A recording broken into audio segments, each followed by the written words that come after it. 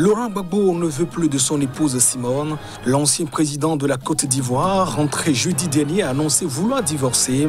Il vient de saisir le juge des affaires matrimoniales. Au Mali, un véhicule de la force Barkhane ciblé par une voiture piégée. Des soldats français et des civils ont été blessés. C'est ce qu'indique une source sécuritaire.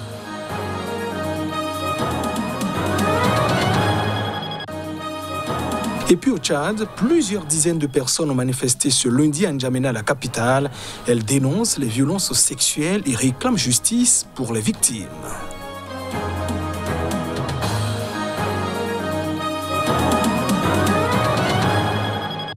Et voilà pour le sommaire de ce journal. Bienvenue dans cette édition. Après 32 ans de vie commune, Laurent Gbagbo veut se séparer de son épouse Simone. L'ex-président, de retour depuis jeudi dernier en Côte d'Ivoire après 10 années d'absence, a déposé ce jeudi au tribunal d'Abidjan une demande de divorce avec son épouse. Ce reportage pour mieux comprendre.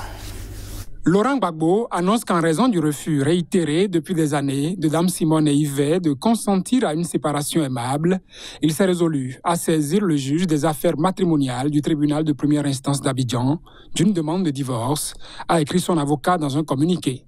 Une séparation amiable aurait pourtant représenté la voie de règlement approprié à leur statut personnel et politique réciproque, selon l'avocat. Le couple s'était marié en janvier 1989 et a eu 2 filles ensemble. Ils ont été de fervents opposants au père de la nation, Félix Houphouët-Boigny, le premier président de la Côte d'Ivoire de 1960 à 1993, et se sont battus ensemble pour le multipartisme. Laurent Gbagbo a été président de 2000 à 2011 et Simone Gbagbo, une première dame redoutée, très influente et qui a encore aujourd'hui des sympathisants. Ils ont été arrêtés ensemble en avril 2011 après leur refus de reconnaître la victoire d'Alassane Ouattara à la présidentielle. Plus de 3000 personnes ont été tuées dans cette crise. Laurent Gbagbo a été peu après transféré à La Haye pour être jugé devant la Cour pénale internationale CPI, qu'il a définitivement acquitté en mars après une longue procédure. Simone Gbagbo a, elle, été condamnée en Côte d'Ivoire en 2015 à 20 ans de prison pour atteinte à la sûreté de l'État. Elle a été amnistiée en août 2018 et libérée après 7 ans de détention. Laurent Gbagbo, 76 ans, vit en couple depuis de nombreuses années avec Nadi Bamba, une ancienne journaliste de 47 ans. Il est rentré avec elle jeudi en Côte d'Ivoire après son acquittement et le feu vert du président Ouattara. Simone Gbagbo, 72 ans, s'est rendue à l'aéroport d'Abidjan pour accueillir son mari, a échangé quelques mois avec lui au milieu de la foule des partisans de l'ancien président, mais a rapidement quitté les lieux. Une voiture piégée a attaqué ce lundi un véhicule de la force Barkhane au Mali, c'est à Goussi, au centre du pays, blessant des soldats de la force anti-djihadiste française au Sahel, mais aussi des civils. C'est ce qu'a donc indiqué l'état-major français, confirmant l'information de responsables locaux. Précision. En début de matinée ce lundi, un véhicule suicide a attaqué un véhicule de la force Barkhane, alors en mission de reconnaissance pour sécuriser les alentours de la base opérationnelle avancée de Goussi, détaille l'état-major dans un courrier adressé à la presse. Des militaires français et des civils maliens ont été blessés par l'explosion du véhicule suicide. Ils sont en cours d'évacuation vers l'hôpital militaire de Gao, a précisé la source. Un responsable militaire malien et un élu local, s'exprimant sous le couvert de l'anonymat, avaient peu avant fait état de 3 soldats français blessés évacués par hélicoptère vers la base de Barkhane à Gao.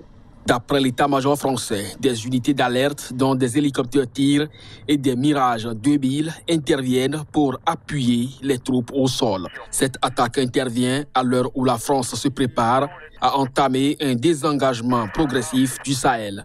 La force Barkhane, composée de 5100 hommes actuellement, va disparaître au profit d'un dispositif recentré sur la lutte antiterroriste et l'accompagnement au combat des armées locales via le programme de forces spéciales européennes Takuba, qui doit encore monter en puissance. Selon le projet étudié par Paris, la France prévoit de quitter les bases du nord du Mali, Tessalit, Kidal et Tombouctou d'ici à fin 2021 pour concentrer sa présence sur les emprises de Gao et Ménaka, plus proches de la zone dite des 3 frontières aux confins du Mali, du Niger et du Burkina Faso, ainsi qu'à Niamey, la capitale du Niger. L'actrice américaine Angelina Jolie soutient les réfugiés maliens au Burkina Faso. Elle est arrivée au camp de réfugiés de Goulébougou. C'est à bord d'un hélicoptère accompagnée du ministre burkinabé des Affaires étrangères Alpha Barry pour la commémoration de la journée mondiale des réfugiés célébrée chaque 20 juin. Envoyée spéciale du Haut Commissariat des Nations Unies pour les réfugiés HCR, l'actrice américaine Angelina Jolie est venue soutenir ce dimanche des milliers de réfugiés maliens ayant fui la violence djihadiste dans le camp de Goulébougou dans le nord-est du Burkina Faso. Cette visite entre dans le cadre de la commémoration de la Journée mondiale des réfugiés célébrée chaque 20 juin. La vérité est que nous ne faisons pas la moitié de ce que nous pourrions et devrions faire pour trouver des solutions permettant aux réfugiés de rentrer chez eux ou pour soutenir les pays d'accueil comme le Burkina Faso. Pendant des années, nous n'avons reçu qu'une fraction de l'aide humanitaire nécessaire pour fournir un soutien et une protection de base. Le fardeau retombe sur les personnes déplacées qui se voient voler leurs droits, leur vie et leurs chances. Depuis 2012, j'ai quitté au Mali, à Boni. Moi, avec mes enfants, j'ai 2 enfants. Je venu ici, sans famille et sans mari. En mars 2020, après une nouvelle attaque contre le poste de sécurité du camp de Goulébougou, situé près de Dori et qui abritait jusqu'à 9000 réfugiés, ceux qui étaient restés après de précédentes attaques avaient dû fuir à leur tour, occasionnant la fermeture de fait de Goulébougou. Depuis décembre, les autorités burkinabées et le HCR ramènent les réfugiés dans ce camp après avoir renforcé le dispositif sécuritaire avec davantage de personnel militaire, plus de patrouilles et à terme la construction d'une caserne. Entre décembre et juin, près de 11 000 personnes venant de villes du nord du Burkina Faso sont revenues à Goulébougou selon le HCR. 3 gendarmes ont été tués ce week-end dans le nord-ouest du Cameroun par des séparatistes qui combattent l'armée et réclament l'indépendance de cette partie du pays peuplée par la minorité anglophone. C'est ce qu'a donc indiqué un préfet. Les détails. 3 gendarmes ont été tués samedi dans le nord-ouest du Cameroun par des séparatistes qui combattent l'armée et réclament l'indépendance de la partie du pays peuplée par la minorité anglophone, a indiqué dimanche un préfet.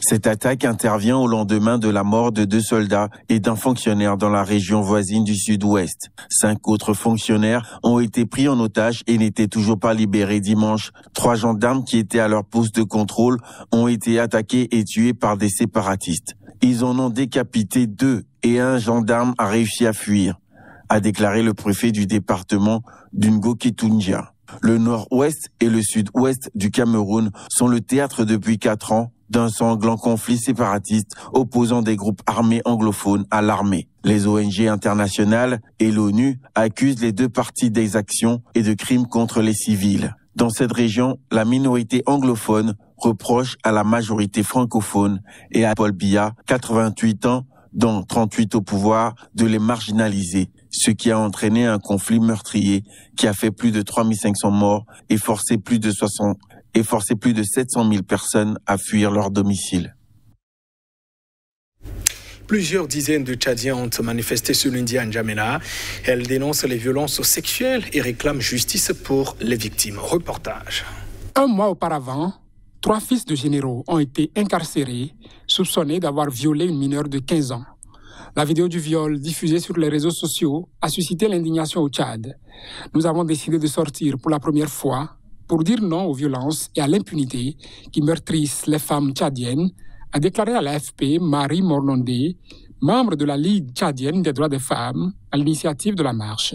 Nous avons assez supporté, nous nous sommes tus et avons patienté, pensant que la situation allait changer, mais cela ne fait qu'empirer, a-t-elle poursuivi.